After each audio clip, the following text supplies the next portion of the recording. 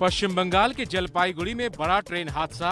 Bikaner express पटरी से उतरी, आधी से ज्यादा ट्रेन के डिब्बे पलट गए। कूच बिहार और जलपाईगुड़ी के बीच दोमहानी के पास माया नागौरी में हुआ है ट्रेन हादसा। चश्मदीद बोले, एक झटका लगा और हम सब गिर गए। S12 में था, उधर अचानक झटका लगा और बाकी उल्टी हो गया। जलपाईगुड़ी में हादसे के बाद ट्रेन के कुछ डिब्बे एक दूसरे पर भी चढ़ गए। टूटे फूटे डिब्बों को गैस कटर से काटा गया और लोगों को निकाला गया। ट्रेन हादसे के बाद मौके पर मौत का मंजर छा गया। घायलों की तस्वीरें आई। मौके पर मौजूद लोगों ने एक दूसरे की मदद की। रेलवे ने हादसे की उच्च स्तरीय जांच के आदेश दिए। रेलवे सेफ्टी कमिश्नर करेंगे तहकीकात। देर रात तक मौके पर रेस्क्यू ऑपरेशन। हरिद्वार धर्म संसद के विवादित बयान मामले में हरिद्वार की पुलिस ने वासिम रिजवी को गिरफ्तार किया। रिजवी ने धर्म बदलकर अपना नाम जितेंद्र त्यागी रखा है। भड़काऊ बयान देने के लगे हैं आरोप। कोरोना के हालातों पर पीएम मोदी ने राज्यों के मुख्यमंत्रियों से चर्चा की।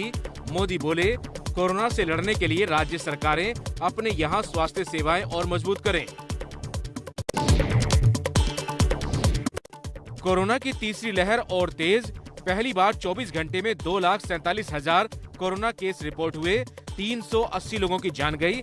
अच्छी बात यह है कि करीब 85,000 लोग कोरोना से कल ठीक भी हुए हैं। Omicron is not common cold. इतना सिंपल, इतना साधारण ये नहीं है। दिल्ली में एक दिन में एक बार फिर से 25,000 से ज्यादा नए कोरोना केस। दिल्ली के स्वास्थ्य मंत्री सत्येंद्र जैन बोले, केस ज्यादा लेकिन अस्पताल में कोरोना मरीज कम, ये अच्छा संकेत है। हॉस्पिटल में जो एडमिशन थे वो स्टैग्नेंट हो गए, बराबर हैं, लगभग रोज बराबर आ रहे हैं। पहले वो तेजी से बढ़ रहे थे। प्रयागराज के माघ मेले में बढ़ते कोरोना के बीच प्रशासन का फैसला। अब मेले में सिर्फ उन लोगों को एंट्री मिलेगी जिन्होंने वैक्सीन की दोनों डोज लगवाई है।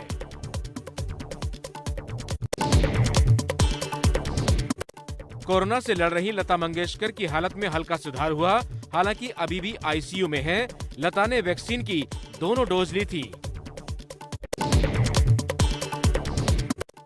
बीजेपी में यूपी चुनाव के लिए उम्मीदवारों के नाम पर मंथन। सीएम योगी के अयोध्या से लड़ने पर हो सकता है ऐलान। बैठकों के दौर में कई नाम पर चर्चा हुई और चर्चा बाकी। 172 विधानसभा सीटों को लेकर के चर्चा हुई। योगी सरकार के एक और मंत्री धर्म सिंह सैनी ने इस्तीफा दिया। अखिलेश की समाजवादी पार्टी ज्वाइन की। इससे पहले मंत्री स्वामी प्रसाद मौर्य और मंत्री दारा सिंह इस्तीफा दे चुके हैं। रोज एक एक मंत्री 20 तारीख तक एक प्रतिदिन एक मंत्री 3-4 विधायक रोज इस्तीफा देंगे। यूपी में योगी सरकार के एक और विधायक मुकेश वर्मा ने इस्तीफा दिया। मुकेश वर्मा बोले, स्वामी मौर्य का समर्थन, हमारे साथ 100 विधायक हैं। 100 विधायक हैं हमारे पास, 100 विधायक। बार बार ये समझते रहे कि भाई आज हमारी बात नहीं सुनी गई है तो कल सुनी जाएगी। लगातार पिछड़े नेताओं के इस्तीफे से दबाव में आई बीजेपी। यूपी बीजेपी ने पोस्टर जारी कर पिछड़ों के लिए मोदी सरकार के कामों की याद दिलाई। बीजेपी छोड़कर आरएलडी में आए अवतार सिंह भडाना बोले, हमारे महाराजा मिहिर भोज की मूर्ति के साथ अपमान किया गया, तब योगी चुप रहे, अब योगी सरकार उखड़ेगी। बयान देते वक्त भडाना रोने लगे। हम वोट की चोट से हमारा जो अपमान हुआ है उसका बदला लेंगे। यूपी चुनाव के लिए कांग्रेस ने अपने 125 उम्मीदवारों के नाम की पहली लिस्ट जारी की। इनमें 50 महिलाओं को दिया गया है टिकट। उन्नाव रेप पीड़िता की मां भी कांग्रेस के टिकट पर चुनाव लड़ेंगी। 125 प्रत्याशियों की सूची है, जिसमें से 50 महिलाएं हैं। यूपी चुनाव में अकेले लड़ेगी उद्धव ठाकरे की पार्टी शिवसेना। आज संजय राउत ने मुजफ्फरनगर में किसान नेता राकेश टिकैत से मुलाकात की। चुनाव प्रचार के लिए ठाकरे परिवार के सदस्य के आने की चर्चा है। यूपी में समाजवादी पार्टी के एमएलसी उदयवीर सिंह ने सीएम योगी की तुलना बंदर से कर दी।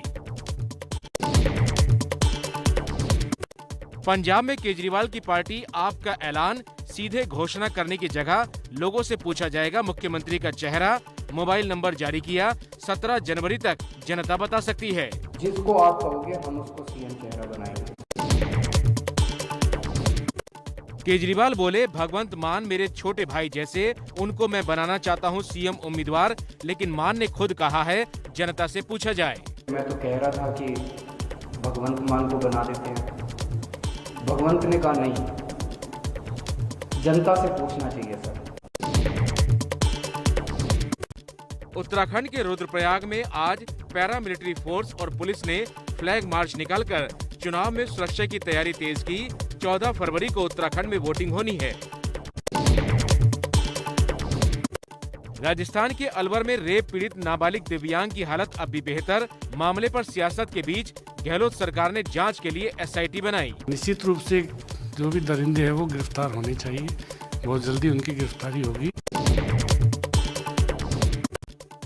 राजस्थान के अलवर में 14 साल की बच्ची से रेप हुआ है। मानसिक हालत ठीक नहीं होने से बच्ची बोल नहीं सकती। पुलिस इशारों में आरोपियों का हुलिया जानने की कोशिश कर रही है। अलवर में दिव्यांग नाबालिग से रेप पर दिल्ली तक सियासत। बीजेपी ने कांग्रेस से मामले पर पूछे सवाल। जिस दृष्टिकोण से अपराध को खासकर महिला के खिलाफ जब होता है, वहां के मुख्यमंत्री अशोक गहलोत देखते हैं, ये बढ़ावा देता है अपराधियों को कि वो ऐसे विभत्सकृत करें। राष्ट्रीय बाल अधिकार संरक्षण आयोग ने दिल्ली सरकार को मेंटर स्कीम स्थगित करने को कहा। आयोग का दावा है कि स्कीम से बच्चों के साथ यौन शोषण होने की आशंका है। जम्मू कश्मीर के कुलगाम में सुरक्षा बलों ने जैश-ए-मोहम्मद के आतंकी बाबर को ढेर किया। एनकाउंटर में जम्मू कश्मीर पुलिस के एक जवान भी शहीद, 3 जवान घायल भी हुए हैं। कुलगाम एनकाउंटर में शहीद हुए पुलिस कांस्टेबल रोहित छिब को जम्मू में दी गई श्रद्धांजलि।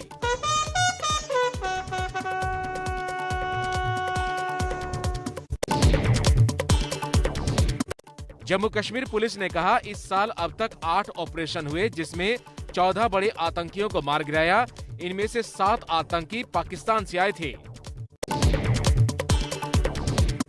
अंडरवर्ल्ड डॉन दाऊद इब्राहिम के भतीजे सोहेल कास्कर को भारत लाने की कोशिशों को झटका।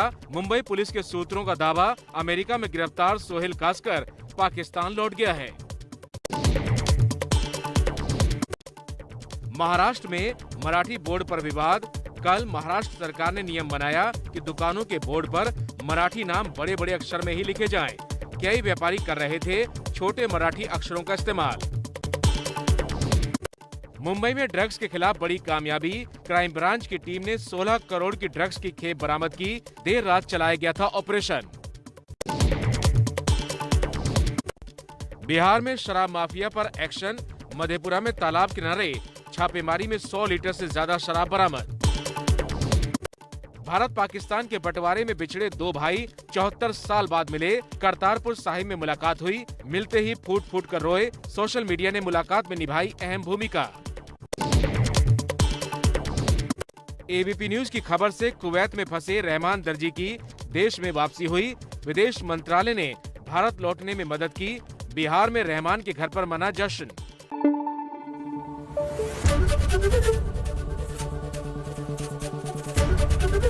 एबीपी न्यूज आपको रखे आगे।